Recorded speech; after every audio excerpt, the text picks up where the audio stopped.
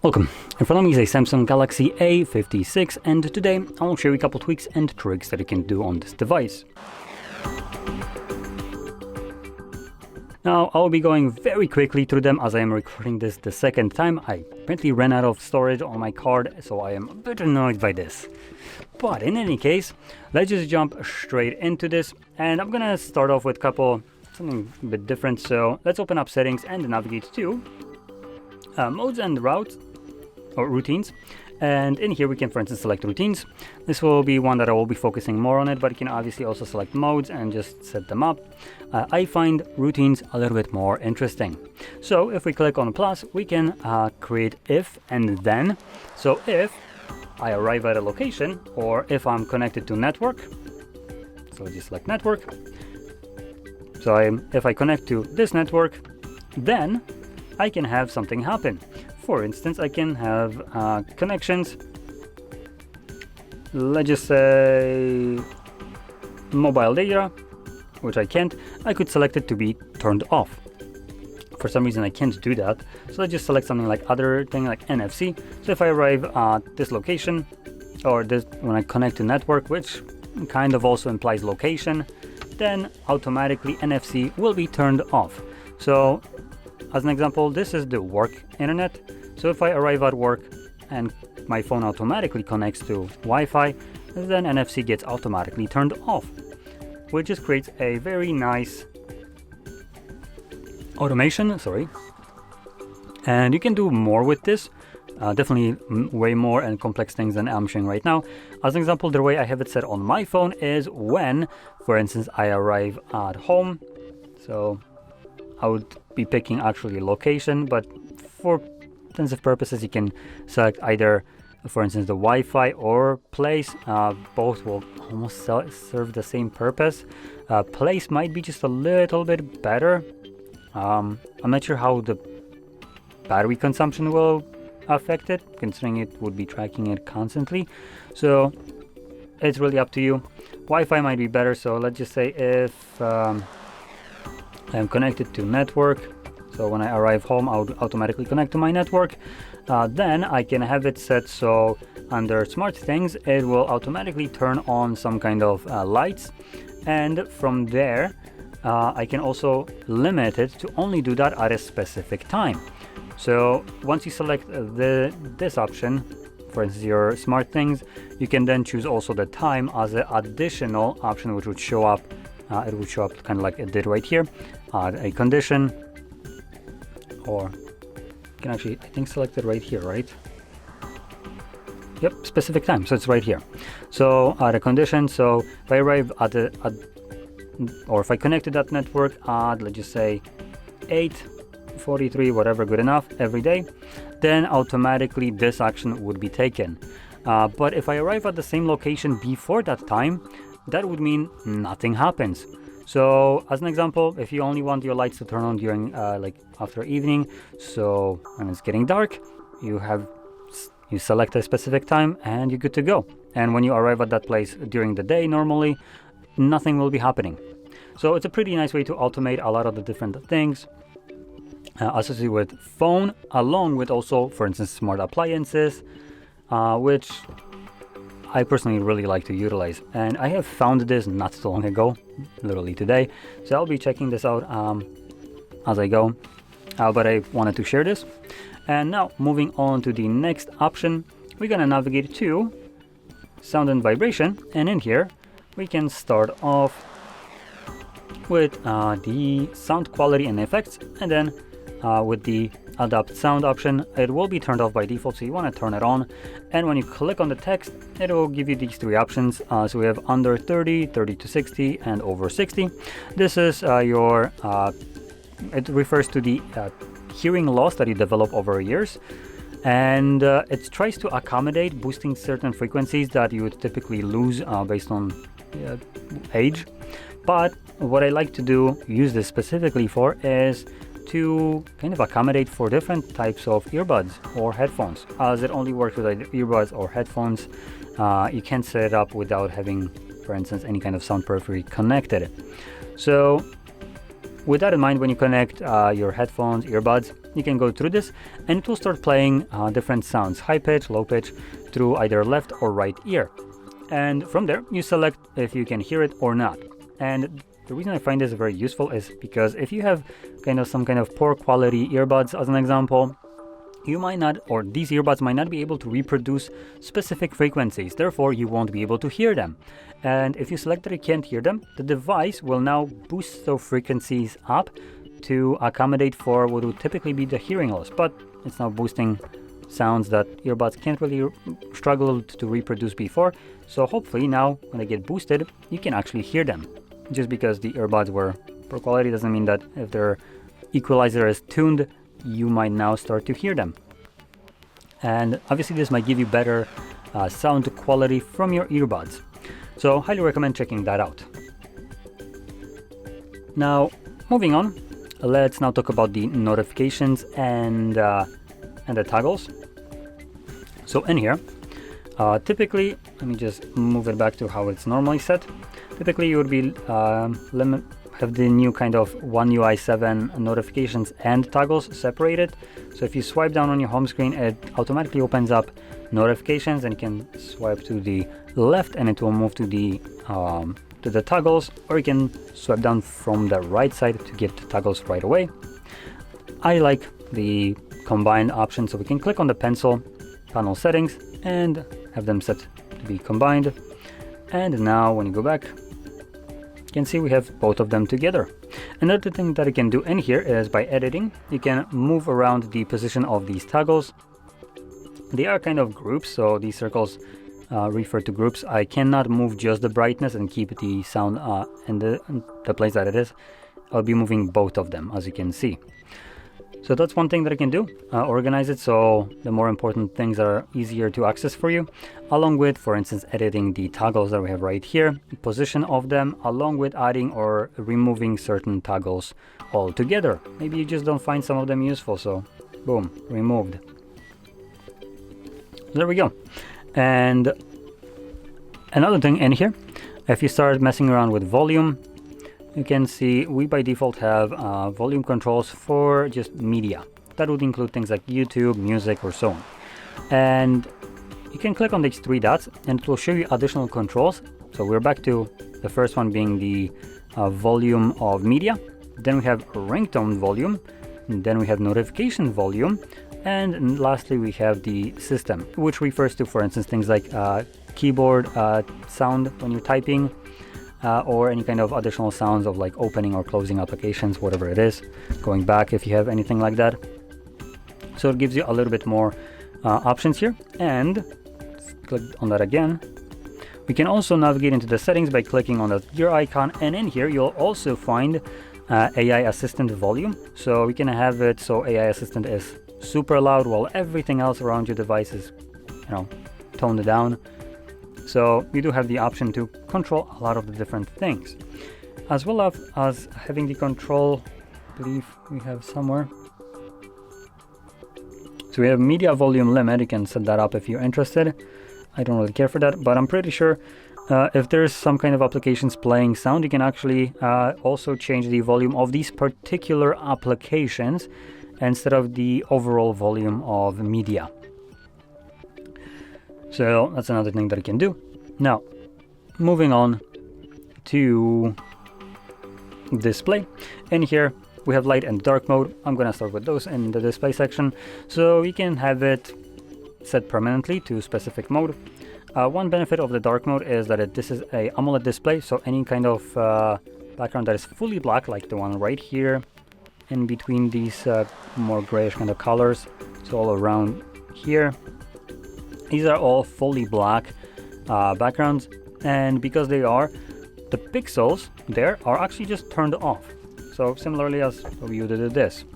So in dark mode, only the areas that aren't fully black are lit up. So as an example, the areas like right here. So these are lit up. Anything that isn't, obviously doesn't need to waste energy to light up the fully black areas, as the pixels are just straight turned off there in those locations. and that will give you better battery life. Now another thing that you can do is under the dark mode settings is choose to have both light and dark mode and have the device switch automatically based on time of day, which you can choose specific hours or sunset to sunrise. Another thing going back to the automation is you can select so your device switches to dark mode when you arrive at specific location, or just some kind of rule. Now moving back here to the display section, we also have the motion smoothness, and we have two options. We have the adaptive and standard. Now this is an LTPO display, meaning that it runs up to, for instance, 120 or 60, but it can drop below that frame rate to, like, I believe 10 frames or so to preserve battery life, and that applies to both of the options right here. And if you don't see difference between adaptive and standard, you're better off selecting standard. This will get you better battery life compared to the adaptive, as adaptive is just kind of smoother. But like I said, if you don't see much of a difference between these, you might as well switch it up and have better battery life. Also, the options that you see right here, the side by side, I think these are like exaggerated for standard. It's not this choppy and just disgusting looking, so also something to keep in mind. It's just a visual example so you can see the difference between these two options. But like I said, if you don't see an option, select standard and you get a better battery life. Next we have screen mode. Here you can choose the saturation of your display. We have vivid and natural. By default, vivid isn't that much more colorful compared to the natural. As you can possibly see, it is just a little bit more saturated. Now under vivid you have more options though. So number one, we have white balance control, so you can make your display look warmer or colder. I will do one more thing in here. So I'm going to go back to light mode. So just kind of demonstrate it. Not what I wanted to do. So hopefully you can kind of see the shift from warm to cold kind of hue. So this looks more bluish and this looks more orange. So this is one thing that you can do. Another thing, under advanced options, you have vividness. A better way to call it, which this option has a name, it's called saturation. So you can crank up the colors of your display so they look much more vibrant and colorful. Another thing in here is also the control for white balance, being individually from a red, green and blue color, each separated. And one more thing that I want to point out is the white balance option right here is only available to you if you are not using the eye comfort shield.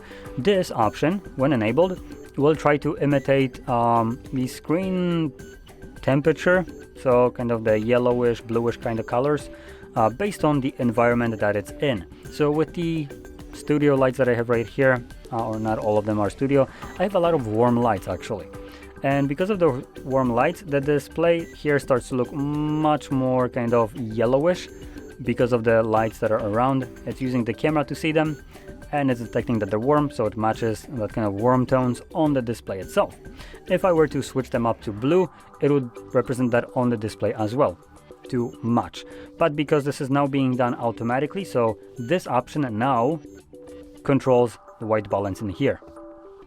So this option becomes unavailable to you. You can no longer slide on it and choose it yourself.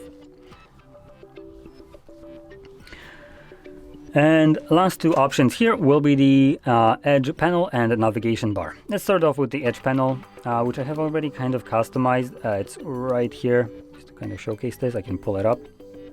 Now the way I like to set it up is to have it placed in the same place where you have your volume rockers, so you know where it is, and turn up the transparency to be basically invisible. But because it's where the volume rockers is, I always know where to try to swipe up on it. And you can do that under handles. So what you would do, just try to get back here. By default it will be something like this. So you just move it up, shrink the size a little bit and move the transparency to high. And when you go back, it will just straight up disappear. Another thing that you can do is go into panels and add additional panels, I have right now apps and weather. Apps is the default one, weather is not enabled by default, so you can add it. But if you are also signed into your Samsung account, you'll see a Samsung Store option right here at the bottom, which will allow you to buy or download some free panels, buy ones that people created. The buy option is anywhere ranging from like 99 cents to like $3 or so. It's a bit annoying that you need to spend more money for some panels that might be better, even after you're already overpaid for this device and its unique One UI features, while you don't have access to them because now you need to pay more. But it is what it is. It's Samsung, you know. So I recommend checking that out. Some of the panels there might be very useful to you. And going back in here, we also have the navigation bar. So I have it set to gestures, but probably by default you have buttons. Now under more options for both gestures and buttons, you have two different options, but gestures have the gesture sensitivity. Now previously on the older versions, you had the option to number one, have the gesture sensitivity for each left and the right side, so you could individually control them.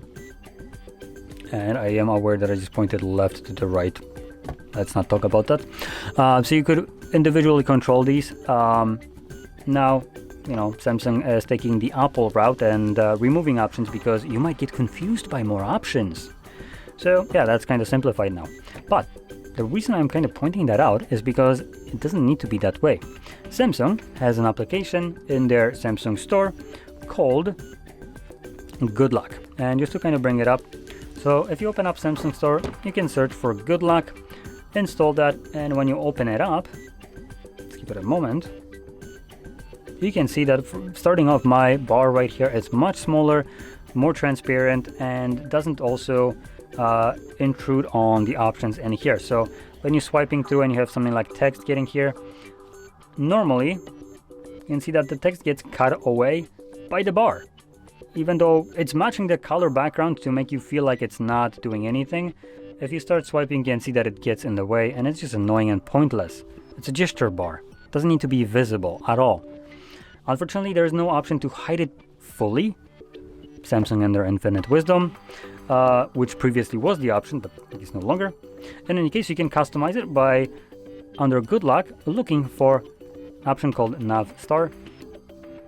And when you open it up, you want to obviously turn it on, then most likely turn this on, which makes it so the white background right here on the sides is actually transparent, so it doesn't cut the text away from being visible. And then all the way at the bottom, you will find the gesture handle. This allows you to change the width of it to make it much shorter, and also change the transparency of it to make it much more transparent. But even though it's right now maxed out the lowest transparency it possibly can, it's still visible. There is no way to make it invisible. Now, moving on to another option that you can find under Good Luck, which I really like, is the Quick Start. And in here, you have the visibility of indicator icons, and this refers to things like Bluetooth, Wi-Fi, mobile data, and so on. So you can hide certain things from being visible right here that you just might not care to see. I personally have NFC and Bluetooth permanently on, and I don't care to see it in my status bar. So I just went on and hid it away from being visible while it's still enabled. So that's a nice thing that I can do.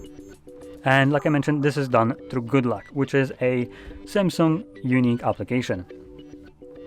Now, another thing that I kind of like is under going back to notifications right here, we have status bar, and you can change how your notifications are being displayed.